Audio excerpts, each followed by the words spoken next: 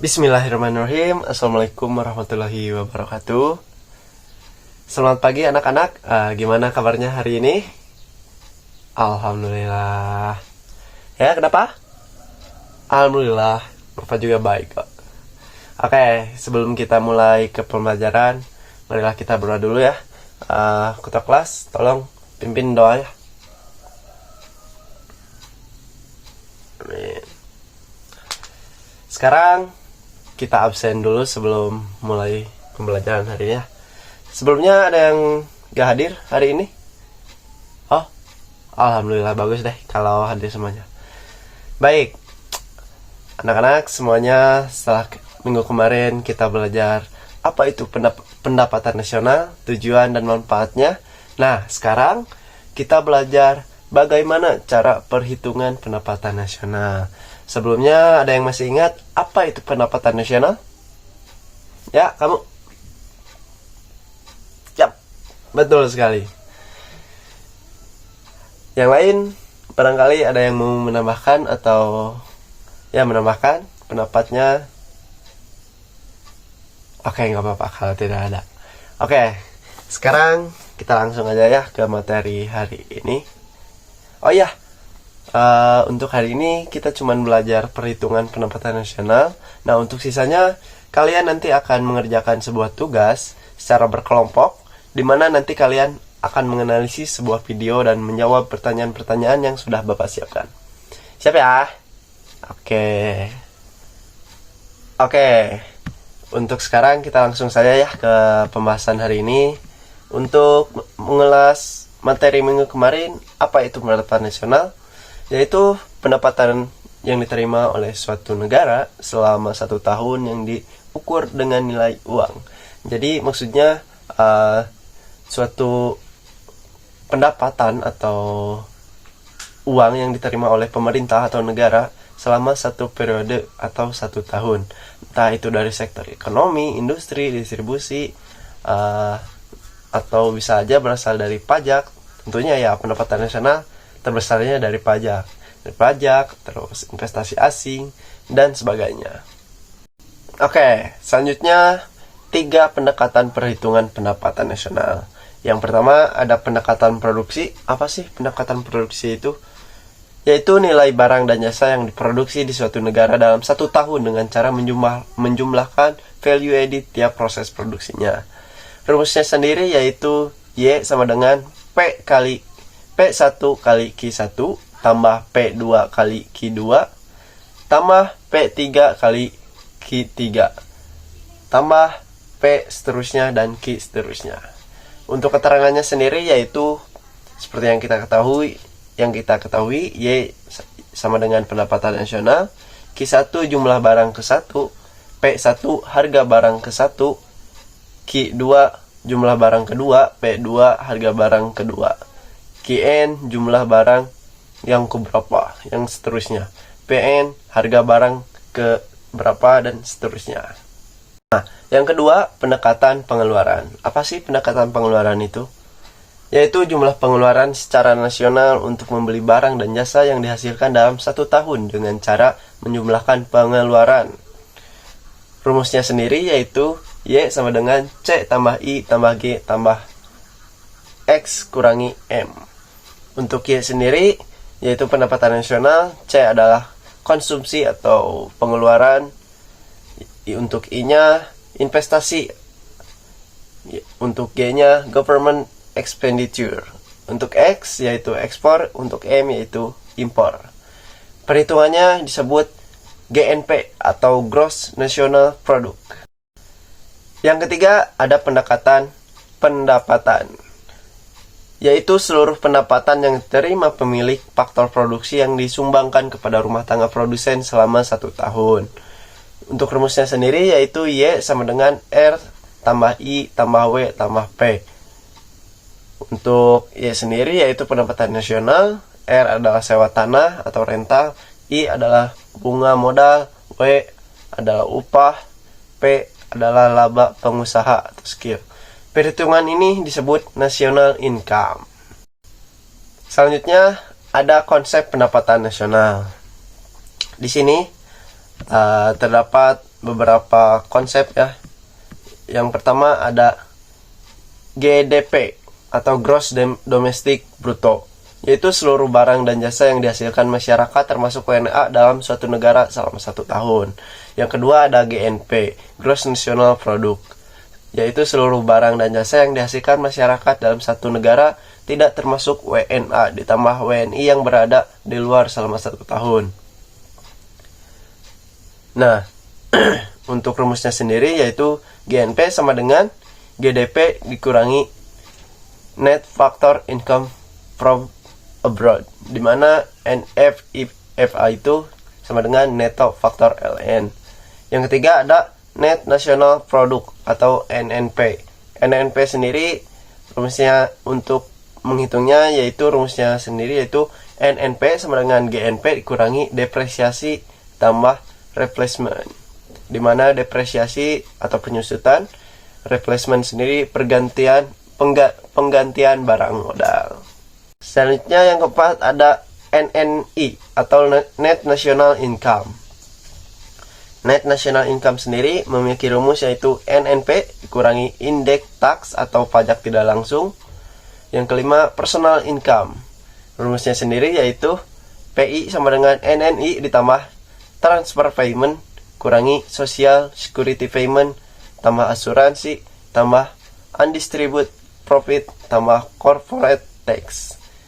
Yang terakhir ada Disposable Income. Untuk rumusnya sendiri yaitu DI sama dengan PI dikurangi Direct Tax. Oke, sekarang kita masuk ke contoh perhitungan pendapatan nasional. Yang pertama menggunakan metode pendekatan produksi atau GDP. Contoh, diketahui negara A memiliki data barang dan nilai produksi sebagai berikut. Kain dengan harga 500.000 dengan jumlah produksi 1.000. Baju dengan harga 300.000 dengan jumlah produksi 1.000. Celana dengan harga 400.000 dengan jumlah produksi 500. Pertanyaannya, hitunglah pendapatan nasional negara A. Kita sekarang menggunakan pendekatan produksi ya. Dimana pendekatan produksi sendiri yaitu rumusnya Y sama dengan P1 kali Q1 tambah P2 kali Q2 tambah P3 kali Q3. Sekarang kita masukkan ke dalam rumus tadi yang jumlah harga dan jumlah produksi di suatu negara tadi, yaitu 500 untuk P1 nya sendiri yaitu 500.000, Q1 nya 1.000. Jadi 500 kali 1.000 tambah 300 kali 1.000 tambah 400 kali 500. Langsung kita jumlahkan menjadi untuk P1 dan Q1 nya senilai 500 juta, P2 dan Q2 nya yaitu 300 juta, dan P3 dan Q3 nya yaitu 200 juta. Lalu untuk mengetahui pendapatan nasional suatu negara tersebut dengan menggunakan metode pendekatan produksi, yaitu kita tinggal menjumlahkan P1, P2, P3, Q1, Q2, Q3. Setelah kita ketahui berapa jumlahnya, yang P1 dan Q1 itu 500 juta, P2 dan Q2 itu 300 juta, P3 dan Q3 yaitu 200 juta, total pendapatan nasional negara tersebut adalah 1 miliar. Nah, itu apabila menggunakan metode pendekatan produksi. Selanjutnya menggunakan metode pendekatan pengeluaran atau GNP. Contoh, dalam suatu negara terdapat data sebagai berikut. Konsumsi rumah tangga 500 juta, investasi 200 juta, belanja pemerintah 100 juta, ekspor 50 juta, impor 75 juta. Pengeluaran, yaitu rumusnya sendiri yaitu Y sama dengan C tambah I tambah G tambah X kurangi M. Kita masukkan konsumsinya berapa. Konsumsinya sendiri yaitu 500 juta, investasinya 200 juta, belanja pemerintahnya 100 juta, untuk ekspornya 50 juta, dikurangi impor 75 juta. Dan hasilnya yaitu 775 juta. Nah, 775 juta. Itulah pendapatan nasional negara tersebut apabila menggunakan metode pendekatan pengeluaran. Selanjutnya, menggunakan metode pendekatan pendapatan. Contoh, pada tahun 2010, suatu negara memiliki pendapatan sebagai berikut. Sewa tanah 100 juta, upah 50 juta, bunga modal 10 juta, profit 40 juta. Berapakah pendapatan nasional negara tersebut? Oke, sekarang kita masukkan rumus pendekatan pendapatan. Rumusnya sendiri yaitu Y sama dengan R tambah I tambah W tambah P. Kita masukkan jumlah harga-harga di suatu negara tersebut, yaitu Y sama dengan R sendiri yaitu 100 juta, I-nya itu 50 juta, W-nya itu 10 juta, dan profit yaitu 40 juta. Dan totalnya 200 juta. Nah, seperti itulah perhitungan metode pendekatan pendapatan. Oke, sebelum kita lanjut, barangkali ada yang masih belum dimengerti? Ada yang mau ditanyakan? Oh, tidak ada. Baiklah. Apabila ada yang tidak dimengerti, bisa langsung tanyakan saja kepada saya ya. Oke, sekarang kita akan bentuk menjadi beberapa kelompok. Untuk kelompoknya, mau Bapak bagiin atau kalian bikin sendiri? Oke, gak apa-apa. Boleh, sok, kalau mau bikin sendiri. Oke, sekarang coba kalian simak video berita, lalu analisis tentang pendapatan nasionalnya ya. Untuk link videonya Bapak sudah kirim ke grup kelas. Sudah ada? Oke, silakan simak video berikut. Menteri Keuangan Republik Indonesia Sri Mulyani Indrawati mengatakan kinerja APBN per Maret 2023 terjaga positif. Hal ini tercermin dari pendapatan negara yang mencapai 647,2 triliun rupiah atau sebesar 26,3% dari total target APBN 2023. Angka tersebut naik dibandingkan periode yang sama tahun lalu. Sri Mulyani merinci ada kenaikan sebesar 29% dibandingkan tahun sebelumnya. Belanja negara di sisi lain tercatat sebesar 518,7 triliun rupiah atau 16,9% dari target APBN 2023. Angka ini tumbuh 5,7% secara year on year. Kendati demikian, Sri Mulyani masih mewaspadai gejolak perekonomian global yang masih berlangsung. Terlebih dirinya baru saja kembali dari Washington DC setelah bertemu para policy makers seperti para menteri keuangan dan gubernur Bank Sentral Dunia dalam menyikapi perkembangan ekonomi terkini. Selain itu dia mengatakan harga komoditas masih membayangi ekonomi secara global, terutama komoditas energi seperti minyak, gas, dan batu bara.